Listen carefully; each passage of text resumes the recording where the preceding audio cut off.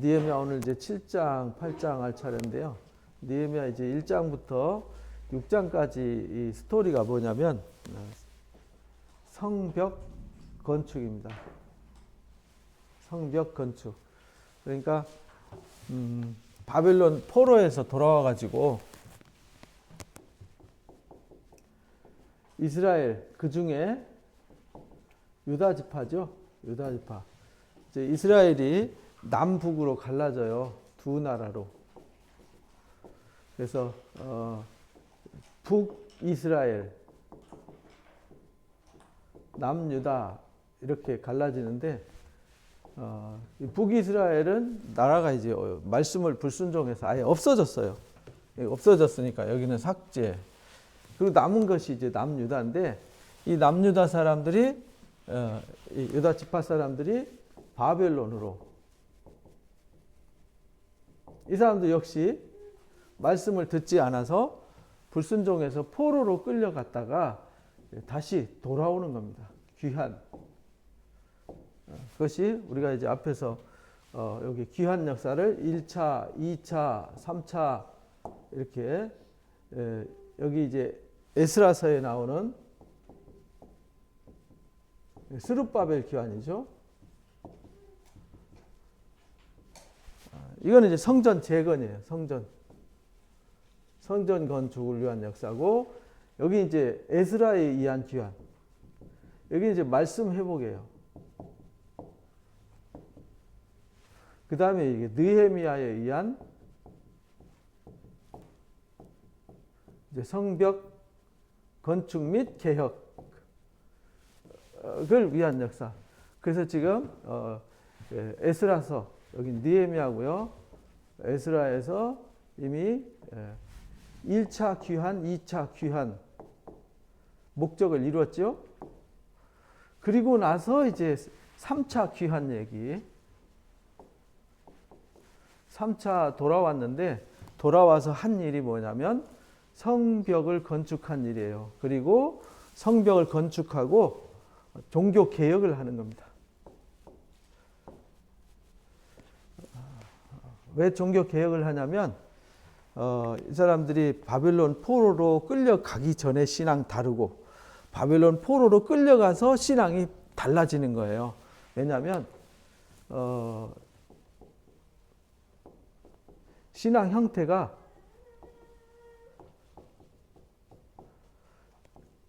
문화와 당시의 시대에 영향을 받기 때문에 그렇습니다. 가나안 땅에 있을 때는 가나안의 문화에 영향을 받았고, 애굽에 있을 때는 애굽의 영향을 받았고, 바벨론에 가서는 바벨론의 영향을 받습니다.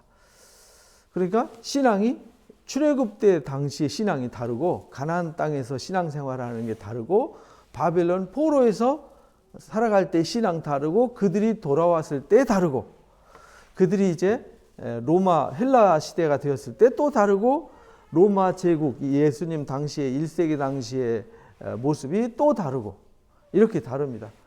계속 달라져 가는데 항상 변하지 않는 건 있죠. 여기 이제 이렇게 신앙 형태가 변화되어 가는데, 이 개혁은 뭐냐면 변하지 않는 게 있어요. 그게 뭐냐면 말씀의 언약입니다. 세상 다 변해도 하나님은 안 변하고 하나님의 말씀은 변하지 않습니다. 진리는 변하지 않지요. 그래서 이걸 개혁하는데, 개혁하려면 첫 번째 뭘 해야 되냐면 성전이 있어야 되죠. 그래서 스룹바벨이 와서 성전을 건축했어요. 성전이 있으면 성전 안에서 그들이 신앙생활을 해야 되잖아요. 신앙생활 하는데 그들에게 필요한 가르침. 그래서 이제 가르치기 위해서 에스라의 목적은 가르치러 왔어요. 말씀을 가르치러 왔고, 근데 가르치는데 이제 이 사람들이 성전만 세워줬고 가르쳤는데, 이 예루살렘 성이, 이게 성이 어떤 성이냐면 예루살렘 성이에요. 예루살렘 성이 다 무너져 버렸어요. 회파돼 버렸죠.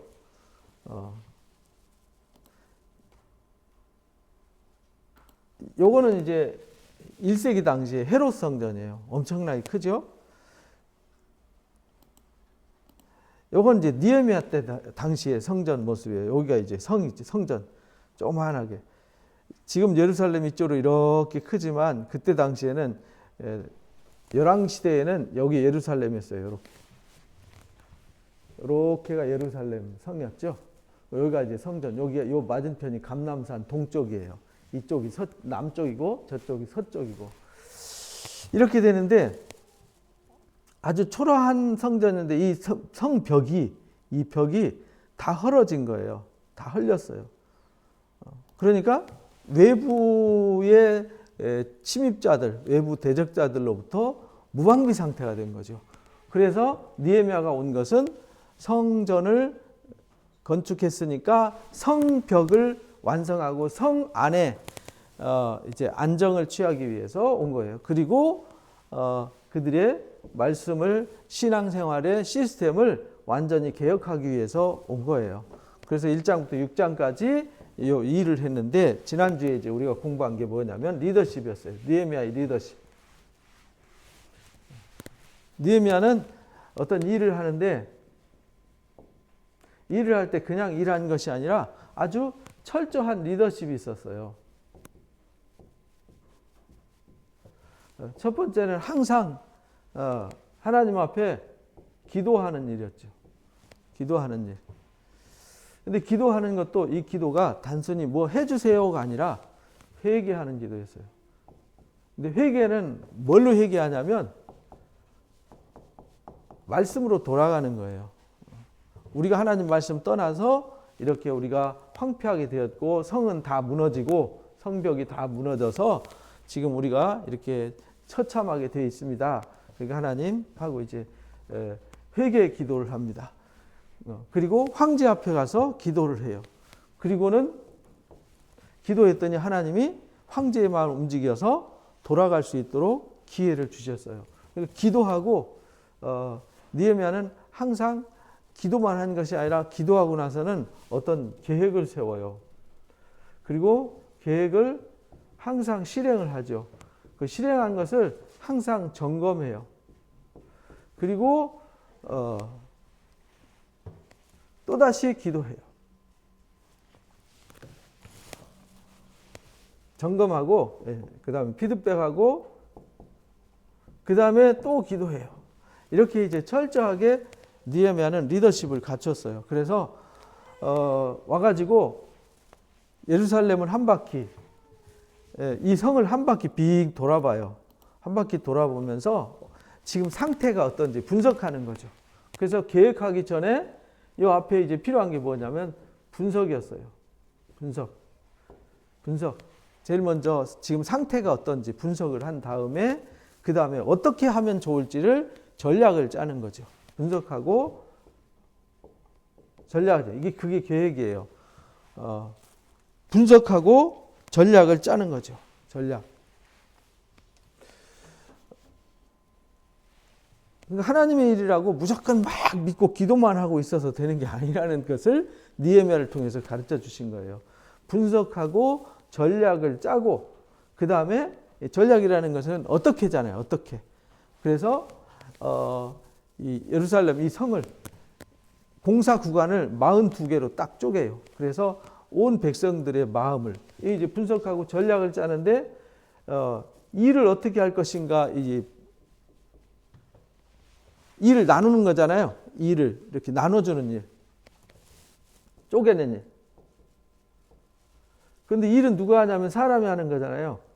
그래서 백성들의 마음을 사요. 백성들의 마음을 사고 일을 쪼개고 분석한 다음에 그 일을 세밀하게 쪼개서 동시에 그 일을 합심해서 일을 할 수 있도록 독려를 합니다. 그래서 이들의 마음을 움직여서 계획했던 대로 실행을 옮겨서 52일 만에 상상을 초월할 정도의 놀라운 역사를 이루죠.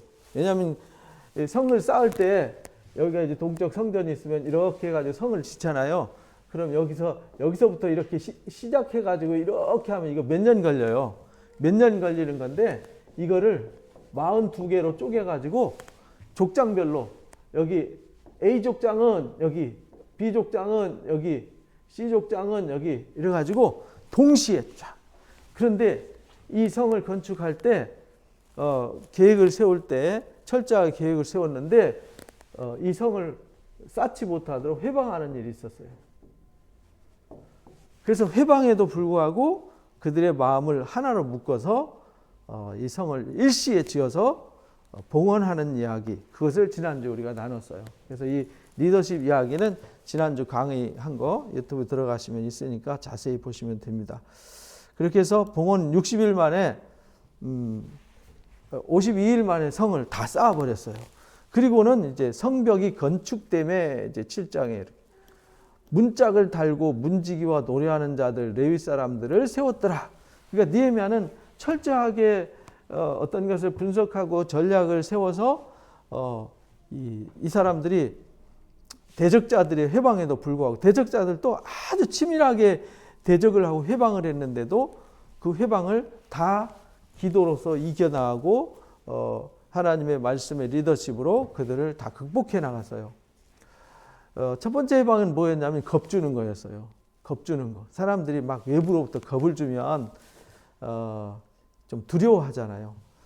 안 되니까 두 번째는 이제 안에 연결된 사람들이 있었어요. 그러니까 여기 성 안에 사는 사람들이 유다 지파 사람들이잖아요. 근데 이제 회방하는 사람들은 이 호론 사람과 그 다음에 암몬 사람과 그 다음에 아라비아 사람들이었단 말이에요. 이 사마리아 사람들, 이 사람들이 이제 또는 사마리아 사람들, 이 사람들이 회방을 하는데 이 사람들과 혼인을 맺어가지고 친척간이 돼버린 거예요. 인척간이. 그러니까 정보가 이쪽으로 흘러가고 느헤미야는 이제 온 지 얼마 안 됐으니까 상황을 잘 모르잖아요. 이러면서 보니까 내통을 하고 있어서 정보가 다 새나가는 거예요.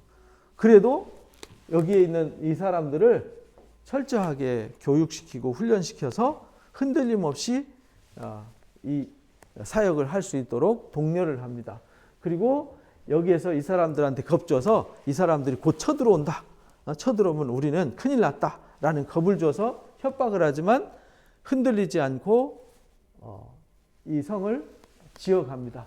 그리고는 나중에는 네가 왕이 되려고 한다. 이래가지고 네가 페르시아 황제를 반역한다라는 반역죄를 뒤집어 씌워가지고 겁을 주는데 그것도 이겨나가요. 그것도 이겨나가니까 여기 제사장들까지 돈 주고 뇌물로 사가지고 협박을 해요. 그래도 이겨나가요. 그렇게 해서 성벽이 완성된 거죠. 그리고 마지막에 느헤미야가 한 일이 뭐냐면 문짝 달고 아직 문짝을 달지 않아서 낮에는 24시간 방비하면서 사역을 했는데 문짝 달고 문지기와 노래하는 자들 레위 사람들을 세워가지고 이제 이 성을 완성한 다음에 외부 사람들이 침입할 수 있도록 완전한 무장을 하게 되는 거죠. 이렇게 느헤미야가 어려움 속에서도 와가지고 철저하게 리더십을 발휘해가지고 아주 짧은 기간에 하나님의 목적을 이루는 것을 느헤미야를 통해서 우리에게 가르쳐 주시고 있습니다. 그리고는 느헤미야의 아우 하나니와 영문에 관한 하나냐가 예루살렘을 다스리게 해요. 그래서 여기를 이제 예루살렘 안을 지도자를 세우는 거죠. 그 전까지는 지도자도 없어요. 제사장들이 있고 레위인들이 있는데 아직 시스템이 갖춰져 있지 않아서 세상 사람들로부터 이미 이쪽 사람 회방하던 이쪽 사람들하고 교류를 하다 보니까 신앙생활이 엉망진창이 되어 있는 거예요. 성전은 있는데 에스라가 와서 말씀을 가르쳐 줬는데 성전 건축과 가르침 이것이 하나가 돼가지고 이들의 신앙이 더 견고하게 세워지고 지금 느헤미야가 오지 않아도 이미 이것이 완성이 되어 있어야 되는데 요때 2차 기원 때가 458년이었어요. BC. 기원전이죠. 근데 이 느헤미야가 올 때가 444년이었어요. 그러니까 벌써 14년이 지났잖아요. 14년이 지났는데도 이 사람들이 신앙에 뿌리를 내리지 못하고 있어요. 그러니까 바벨론 포로로 잡혀갔을 때에 그들이 거기서 신앙에 열심히 있었는데 그 사람들이 돌아왔으면 그 열심히 포로에서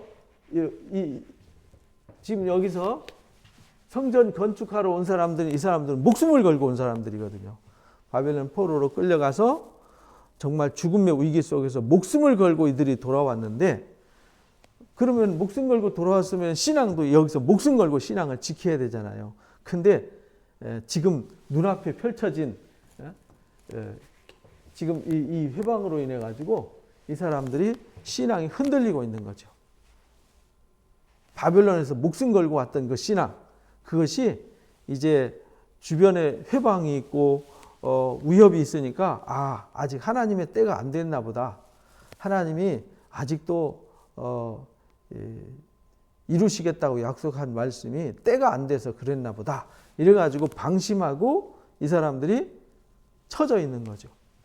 그래서 하나님께서 느헤미야를 통해서 다시 한번 그것을 일으켜 세워주는 거죠. 그러니까 신앙이라는 것은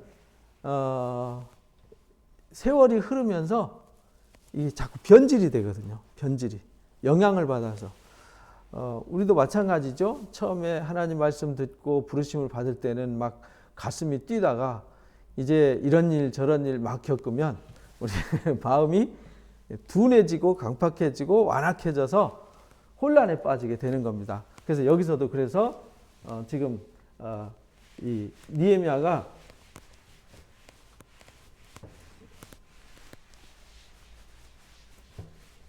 돌아와 가지고 개혁을 하는데 리더십을 발휘해도 이미 14년이라는 시간이 지났는데도 여기는 이미 여기 1차 포로 때는 538년이었단 말이에요. 거기가 한 80년, 거의 한 90년, 8, 90년이라는 긴 시간이 지나면서 이들의 신앙이 병들어가는 거죠. 시들어가고 물들어가는 겁니다. 그 동네, 이 회방하는 이 이방 사람들에게 물들어가는 거죠. 그래서 그것을 다시 원상태로 이전보다 더 하나님을 사랑하도록 신명기 30장 말씀처럼 회복시키기 위해서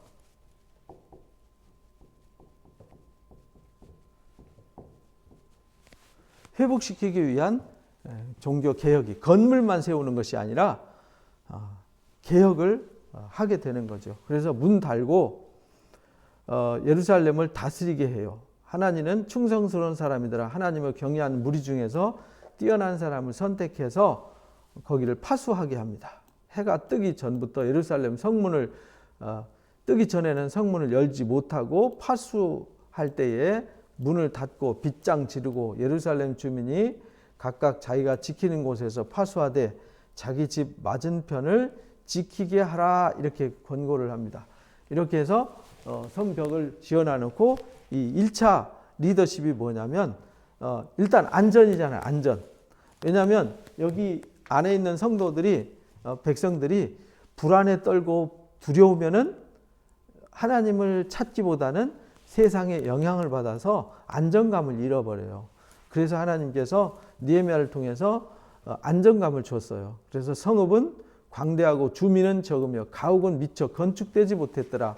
그러니까 여기 성벽은 건축했는데 여기가 바벨론 포로로 끌려갈 때 여기 있던 집들이 가옥들이 다 불타고 허물어졌어요. 짐승도 살지 못하는 황폐한 곳으로 만들어 버렸거든요. 그래서 주민은 적고 여기 요 밖에 사는 사람들은 많았어요. 유다 땅에 흩어져 사는 사람들은 많았는데 예루살렘 성 안에 사는 사람들은 많지가 않았어요. 그래서 이 사람들을 다시 이제 가옥을 건축해서 성전과 성전 안에서 사는 사람들이 안정되고 신앙의 어떤 그 본질을 회복하는, 쉽게 말하면 여기가 본부잖아요. 본부. 여기서 제사장들과 레위인들과 이들의 신앙이 바르게 세워져야 이제 농촌에서 농사 짓고 양 키우고 하던 사람들이 와서 제사도 드리고 절기도 지키고 예배도 하고 이렇게 해야 되잖아요. 그러니까 그것이 돼야 되는데 그게 안 되고 있었어요. 그래서 내 하나님의 마음을 하나님이 느헤미야의 마음을 감동시켜가지고 귀족들, 민장들, 백성들을 모아가지고 그 계보대로 등록하게 했더라. 그래서 느헤미야가 철저하게 이 백성들을 불러 모아가지고 이 사람 한 사람의 이름을 다 기록해요. 거기에 귀족들과 민장들, 백성들 다 계보, 족보죠. 쉽게 말하면 족보. 내가 처음으로 돌아온 자의 계보를 얻었는데 거기에 기록된 것을 보면 옛적에 바벨론 왕 느부갓네살에게 사로잡혀 갔던 자들 중에서 노임을 받고 예루살렘과 유다에 돌아온 자들, 여기 1차 포로 때 돌아온 사람들이죠. 1차 스룹바벨 때 귀환한 사람들, 각기 자기의 성읍에 이른 자들, 곧 스룹바벨, 제일 먼저 스룹바벨과 여호수아죠. 여호수아, 예수아가 여호수아예요. 그다음에 여기 느헤미야는 여기 느헤미야하고 달라요. 아사랴, 라마 등등 이런 사람들을 기록했어요. 그래서 기록한 사람들 이름이 바루스의 자손, 스바데아 자손, 아라 자손, 바알 자손, 엘람 자손, 사뚜 자손, 사케 자손 해가지고 몇 명인지 여기 리스트까지 철저하게 기록했어요. 그러니까 이 리더십이 어떤 리더십이었냐면 철저한 리더십이었어요. 분석도 정확하게 했고 한 사람 한 사람이 이 성을 건축할 때, 성벽을 건축할 때 어느 정도 인력이 필요하고 물자가 필요하고 뭐가 필요한지를 다 분석해서 동시에 일이 진행되도록 느헤미야는 정말 철저한 사람이었어요. 그래서 철저하게 리더십을 세우고 족보까지, 이름까지. 그래서 여기 온 사람들이 자기가 누군지 정체성이죠. 정체성이 명확했어요. 나는 남은 자야. 나는 언약 백성이야. 이걸 이제 성경에서는 생명책 이렇게 말했어요. 이게 기록된 이게 뭐냐면 그들의 생명책이었어요. 왜냐하면 여기 기록되지 않은 사람은 언약에 참여할 수가 없었어요. 그래서 여기 이제 이름을 다 기록했어요. 쭉 기록해가지고 여기 문지기들이나 여기 이제 이스라엘 백성들도 있었지만 아닌 사람들도 있었거든요. 그 사람들 느디님 사람이라고 그래요. 느디님 사람들은 여호수아 때 기브온 사람들이 거짓 항복하고 돌아왔잖아요. 거짓 항복하고 돌아왔을 때 그 사람들을 받아줬는데 그 사람들도 물 깊고 장작 패는 사람들이 되었어요. 그러면서 자연스럽게 아브라함의 자손이 아닌데 언약에 참여한 사람들이 된 거죠. 그 사람들 느디님 사람들이라고 그래요. 그 다음에 솔로몬의 신하들, 이게 용병들이죠. 이 사람들 다 포함해가지고 49,942명이 이제 계보에 올라가게 돼요. 여기 쭉 하면 온 회중 합계가 42,360명인데 거기 노비 7,337명과 노래하는 자들 245명 포함해 가지고요. 약 5만 명. 41,942명이니까 거의 500명이죠. 5만 명. 거기다가 말이 7,736마리, 노새가 245마리, 낙타가 435마리, 나귀가 6,720마리. 엄청나죠? 엄청난 숫자들을 보내줬어요. 그래서 어떤 족장들을 역사를 위해서 보조하고 총독은 금 1000드라크마와 대접 50개, 제사장 의복 530벌을 보물국간에 드렸더라. 이것을 느헤미야는 그냥 야 다 가지고 와 이래가지고 막 창고에다 막 쌓는 것이 아니라 한 사람 한 사람 이름을 기록하고 짐승 하나하나 숫자까지도 다 기록을 하고 거기에 들어갔던 물자까지도 다 기록을 했어요. 철저한 거죠. 그래서 느헤미야는 하나님 앞에 한 것은 아주 세밀하게 철저하게 관리를 했어요. 그래서 그 나머지 백성들도 이제 예물을 드렸던 것들을 다 기록해. 이와 같이 제사장들과 레위 사람들과 문지기들과 노래하는 자들과 백성 몇 명과 느헤미야 사람들과 온 이스라엘 자손이 다 자기들 성읍에 거주했더라. 이렇게 해가지고 성벽을 건축을 하고 근데 건축 완성한 후에 회방 없어졌죠. 그래서 이 성 안에 안정되게 사람들이 살도록 여기 주거지를 만들어서 이 사람들이 안정된 삶을 살도록 한 것이 느헤미야의 리더십이었어요. 이렇게 해서 7장까지 외형이죠. 외형을 갖춘 거죠. 외형이 완성되었어요. 문제는 이제 외형이 갖춰졌으면 안에 내용이 들어가야 되잖아요. 그래서 8장에 이스라엘 자손이 자기들의 성읍에 거주하였더니 일곱째 달, 이제 일곱째 달이 이제 절기가 있는 달이잖아요. 일곱째 달 10일에 대속죄일이 있고, 그 다음에 15일부터 21일까지, 그러니까 첫째 달과 1월 달에 주로 절기가 모이는데, 일곱째 달에는 1일은 새해를 선포하는 나팔절이었어요. 신년절이죠. 새해가 시작되는 거예요. 일곱째 달 1일이. 그 다음에 10일은 대속죄일이었어요. 온 이스라엘의 죄를 다 사하는 날이죠. 그 다음에 15일부터 21일까지는 초막절이었어요. 이 초막절은 뭐 하는 날이냐면 성경을 읽어주고 가르쳐주는 절기잖아요. 이스라엘 백성들이 광야 40년 생활을 잊지 마라. 그래서 초막에 앉아가지고 너희가 왜 광야를 40년 동안 헤매야 됐는지 잊지 마라. 그리고 광야에서 하나님 너희를 어떻게 사랑하시고 지켜주셨는지 잊지 마라. 그게 초막절이거든요. 그래서 일곱째 달이라서 일제히 수문 앞에 모여가지고 학사 에스라가 등장해요. 이게 에스라서 7장에 나오는 학사 에스라. 이제 율법을 가르치는 율법 학자죠. 율법 교수인 에스라가 에게 여호와께서 이스라엘에게 명하신 모세의 율법책을 가지고 오기를 청했더라. 그래서 에스라한테 느헤미야가 야 율법책 가지고 와라 이래가지고 학사 에스라를 청했어요. 에스라는 페르시아 총독 황제로부터 율법을 가르치도록 명령받고 온 사람이잖아요. 일곱째 달 초하루에 제사장 에스라가 율법책을 가지고 회중 앞에 곧 남자나 여자 알아들을 만한 모든 사람들을 다 모았더라. 알아들을 만한 사람이란 말은 바벨론 포로로 갔다 돌아오니까 언어가 혼잡해가지고요. 아직도 말귀 못 알아듣는 사람들이 많이 있었어요. 왜냐하면 히브리어 쓰는 사람이 있고 아람어 쓰는 사람이 있고 그 토속 언어 쓰는 사람이 있고 이제 막 복잡한 거죠.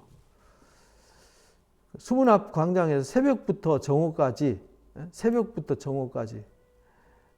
남자나 여자나 알아들을 만한 모든 사람 앞에서 성경책을 읽어줬어요. 그 율법책을 귀에 기울였는데 학사 에스라가 특별히 지은 나무 강단에 섰어요. 이렇게 나무 강단에. 이게 이제 오늘날 이 예배 모습이 된 거예요. 이 나무 강단 서서. 이거 이제 제단이 아니에요. 근데 대부분 이제 잘못 배운 사람들이 이걸 제단이라고 그러잖아요. 이건 제단이 아니고 나무 단상. 나무 강단이에요. 제단은 소, 양을 잡아서 불태워서 연기로 막 불태워드리는 거기가 제단이잖아요. 그의 곁 오른쪽에 선자, 그러니까 이렇게 제가 이제 강단에 섰어요. 제가 에스라예요. 그럼 섰어요. 그럼 이쪽에 앉는 사람이 있고 왼쪽에 앉는 사람이 있다는 거예요. 오른쪽에 있는 자는 마띠아, 스마, 아나냐, 우리야, 힐기야, 마세하고 왼쪽에 선 사람은 부다야, 미사엘, 말기야, 하숨, 하스바다나, 스가랴, 무슬람이었더라. 에스라가 모든 백성 위에 서서 그 목전에 책을 폈더라. 이래가지고 이제 옆에 이제 6명씩 앉아 있어요. 그리고 에스라가 나무 단상에 서서 책을 폈어요. 뭔 책을 폈겠어요? 율법책을 폈어요. 책을 펼 때 모든 백성이 일어섰더라. 그래서 우리가 예배할 때 일어서서 뭐 이런 거 있잖아요. 그런 전통 이런 데서 만들어진 거예요. 에스라가 위대하신 하나님을 송축하며 에스라가 이제 책을 펴고 하나님을 송축했더니 모든 백성이 손을 들고 아멘 아멘 하고 응답하고 몸을 굽혀 얼굴을 땅에 대고 하나님 앞에 경배했더라. 그래서 일어나서 아멘 아멘 하고 땅에 엎드려서 막 이렇게 절해요. 마치 이슬람 사람들 궁뎅이 쳐들고 알라 알라 하듯이 그때 모습이 이랬어요. 그리고 이제 예수아와 바니와 세베랴, 야민, 악굽, 사부대, 호디야, 마아세야, 그리다, 이사야, 요사밧, 하난, 블라야 이 사람들이 레위 사람들이에요. 백성이 제자리에 있는 동안 그들에게 율법을 깨닫게 했더라. 그러니까 읽었는데 무슨 말인지 모르잖아요. 소통도 잘 안 됐고 의미도 잘 모르니까 레위 사람들이 소그룹 단위로 찾아가서 오늘 이 말씀이 무슨 말이냐면 이라고 가르쳐 줬다라는 거예요. 이래서 이제 교회가 이제 소그룹 단위로 가르치는 일이 생긴 거예요. 그래서 하나님의 율법책을 낭독하고 그 뜻을 해석해서 백성에게 낭독하는 것을 깨닫게 했더라. 그래서 낭독하고 읽어주고 그 뜻을 해석해 줬어요. 무슨 말인지. 그리고 그것을 깨닫게 했더라. 백성이 율법의 말씀을 듣고 울었더라. 왜냐하면 그동안 말씀을 못 들은 거죠. 그냥 옆에서 핍박하고 해방하고 막 성전에 가서 제사 드리는 데만 바빴어요. 그리고는 이 내적인 체험이 없는 거죠. 오늘날 우리도 마찬가지잖아요. 교회에서 영적인 체험이 없이 막 교회 일만 하면요 지치고 막 스트레스를 받아요. 그러니까 이 영적 피폐해지는 거죠. 그러니까 고통을 받고 스트레스를 받는 그것이 아니라 이제 내적 체험을 받으니까 하나님 우리 이렇게 사랑하시고 하나님 우리에게 이런 말씀을 이렇게 주셨는데 우리가 몰랐구나라고 깨닫고 나니까 하나님 앞에 너무 감사해서 울고 너무 죄송해서 울고 우는 거예요. 울었더라. 총독 느헤미야와 제사장 겸 학사 에스라가 백성을 가르치는 레위 사람들이 모든 백성에게 이르기를 오늘 너희는 하나님의 성일이니 슬퍼하지 말라 울지 마라. 그러니까 절기 때는요 하나님 우리한테 절기 주신 건 하나님이 우리를 사랑하셔 우리를 위해서 일하신다라는 걸 알게 하는 거잖아요. 그 너무 감사하죠. 그러니까 슬퍼하지 마라 그래요. 우니까 슬퍼하지 마라. 이르되 너희는 가서 살찐 것을 먹고 단 것을 마시되 준비하지 못한 자들에게 나눠줘라. 그러니까 하나님의 성일은 축복의 날이니까 하나님이 너희를 사랑하고 너희를 위해서 준비하신 은총의 날이니까 즐거워하고 기뻐하면서 주신 것을 먹고 나누고 누려라 이렇게 가르쳐 주셨어요. 나눠주라. 이날은 주의 성일이니 근심하지 말라. 여호와를 인해서 기뻐하는 것이 너희의 힘이다. 그래서 하나님을 기뻐하는 거죠.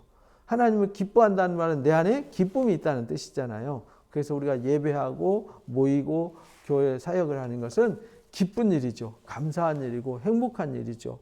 레위 사람들이 모든 백성들을 정숙하게 이르기를 오늘은 성일이니 마땅히 조용하고 근심하지 말라 했더라. 왜냐하면 이제 앞에 지도자들이 가르치니까 소그룹 단위로 가서 또 전달해주고. 왜냐하면 백성들이 그 수십만 명이 모였는데 수만 명이 모이면 그 사람들한테 일일이 다 설명이 불가하잖아요. 들리지도 않고 말해봤자. 그래서 레위 사람들이 가서 다 가르쳐줬어요. 모든 백성이 곧 가서 먹고 가르침 받은 대로 먹고 마시며 나누고 크게 즐거워했더라. 이는 그들이 읽어 들려준 말씀을 밝히 알기 때문이다. 그러니까 우리가 하나님의 말씀을 들어서 밝히 알면 기쁨이 있어야 되는 거잖아요. 즐거움이 있어야 되는 거죠. 그래서 모여가지고 즐거워하고 잔치하는 거. 그래서 제사는 속죄 제사가 있고 번제가 있고 화목제가 있다 그랬잖아요. 속죄는 죄를 사하는 회개예요. 번제는 내가 누군지를 알고 신앙 고백으로 주께 나아가는 자세란 말이에요. 나는 하나님의 아들이야. 나는 그리스도의 제자야. 그러니까 하나님과 화목되었잖아요. 그러니까 하나님 안에서 즐거워하는 게 화목제란 말이에요. 이 제사가 이루어지는 것. 이 사람들이 하나님을 알고 나니까 먹고 마시고 나눠주고 즐거워하잖아요. 왜냐하면 읽어 들려준 말씀을 알기 때문에. 그러니까 사람들이 신앙생활을 고통스럽게 하는 건요. 하나님을 모르고 성경을 몰라서 그런 거예요. 하나님을 알고 성경을 바르게 알면 즐겁게 신앙생활하고 행복할 수밖에 없는 거죠.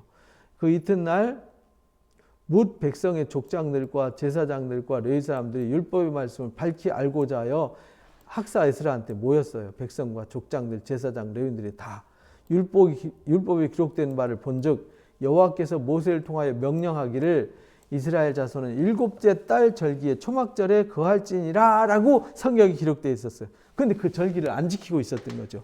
그래서 이 절기 때 이 절기의 특성이 있는데 속죄일에는 모든 것을 다 사해줘요. 1년의 모든 죄를 용서해 주는 날.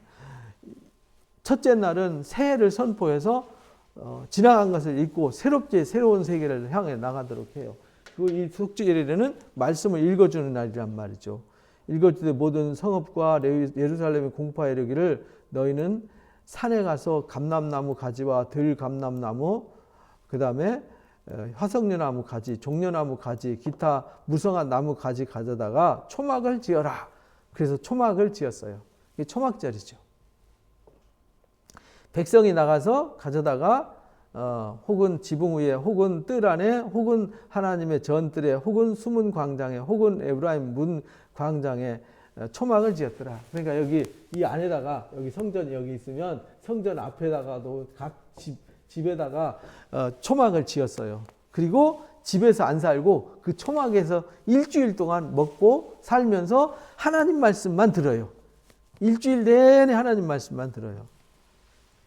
사로잡혀 돌아온 자들이 다 초막을 짓고 그 안에 거했더라. 일주일 동안. 눈의 아들 여호수아 때부터 그날까지. 그러니까 여호수아가 가나안 땅에 들어간 그때부터, 그때가 언제냐면 1406년이잖아요. BC.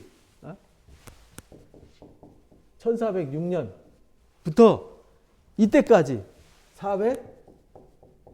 440년 성벽을 건축할 때까지니까 444년인데 성벽 443년? 443년 443년 정도 됐겠네요. 그럼 몇 년이에요? 1000년이죠. 1000년 동안 눈의 아들 여호수아 때부터 그날까지 이스라엘 자손이 이같이 초막절을 지킨 일이 없었더라. 그래서 이에 크게 기뻐하며 에스라는 첫날부터 끝날까지 일주일간이죠. 하나님의 율법책을 낭독하고 무리가 일주일 동안 절기를 지키고 8째 날에 규례를 따라서 성회를 열었더라. 그래서 마지막 날 마무리 하나님 예배를 드리고 절기가 끝나는 거죠. 이렇게 해서 느헤미야가 철저한 리더십을 통해서 백성들의 마음을 하나님께로 향하도록 하고 하나님을 의지하게 하고 엎드려 기도하게 하고 그 다음에 철저하게 준비해서 성벽을 건축하고 성 안에 가옥을 건축하게 하고 문 달고 그 다음에 문을 지키고 그 성을 지킬 수 있는 시스템 다 갖춘 다음에 마지막으로 하나님의 말씀을 들려주고 읽어주고 가르쳐서 그들이 바르게 서도록 했다는 거예요. 그러니까 우리가 이 껍데기는 이 하드웨어는 사실 아무것도 아니거든요. 속에 뭐가 들어있느냐가 제일 중요한 거죠. 예수님도 사람 입에서 나오는 것이 사람을 더럽게 하는 것이 아니라 이제 이 손으로 집어서 먹는 음식이 더럽지 않은 것이 아니라 이 마음에서 나오는 것이 사람을 더럽게 하는 거다. 그래서 각자 마음에 뭘 쌓느냐가 중요한 거다. 각자 쌓은 것을 쏟아내는 거다. 이렇게 말씀하셨어요. 그러니까 우리가 하나님의 선한 것을 채웠어요. 이게 개혁이거든요. 말씀으로 가르쳐서 바르게 세우는 것, 이게 교회가 해야 될 가장 중요한 회복시키기 위한 사역이에요. 그러니까 외적, 내적 개혁이 동시에 이루어져야 되는 거죠. 그래야 우리가 바른 신앙으로 바르게 서서 건강한 삶을 살고 승리하는 삶을 살 수 있다라는 것을 가르쳐 주셨습니다. 이제 9장에 또 이제 회개와 함께 이제 구체적인 그들 신앙을 말씀으로 개혁하는 개혁의 역사가 있습니다. 그거는 다음 주에 하겠습니다. 기도하고 마칩니다. 귀한 시간 가르침 주심을 감사합니다. 귀한 생명의 말씀을 통해서 느헤미야를 통해서 하나님께서 얼마나 당신의 백성들을 사랑하시고 당신의 백성들을 위해서 얼마나 열심으로 일하시는지를 보여주셨습니다. 느헤미야가 일한 것은 자기 지식으로 일한 것이 아니라 하나님의 성령에 감동되어서 어떻게 해야 될지를 엎드려 기도할 때 하나님 주신 지혜로 사명을 잘 감당해서 허물어졌고 흩어져 있던 그들의 마음을 하나님께로 향하게 하고 어수선한 그들의 삶을 다시 한번 하나님 앞에 바로 세우도록 성벽을 건축하고 그들의 마음을 하나로 묶고 그들의 마음 속에 다시 한번 말씀으로 세워지도록 하시는 하나님의 놀라운 섭리와 리더십을 우리에게 보여주셨습니다. 그래서 오늘날 우리도 교회가 해야 할 일이 무엇이고 우리가 해야 할 일이 무엇인지를 분명히 깨달아서 우리가 날마다 하나님의 말씀으로 채워지고 진리로 채워짐으로 우리가 강한 자가 되어지고 지혜로운 자가 되어져서 주 예수 오시는 날에 흠도 없고 점도 없고 티도 없이 온전한 자들로 세움을 받는 은혜가 있게 하여 주옵소서. 감사하며 예수님의 이름으로 기도합나이다. 아멘. 감사합니다. 수고하셨습니다. 고맙습니다.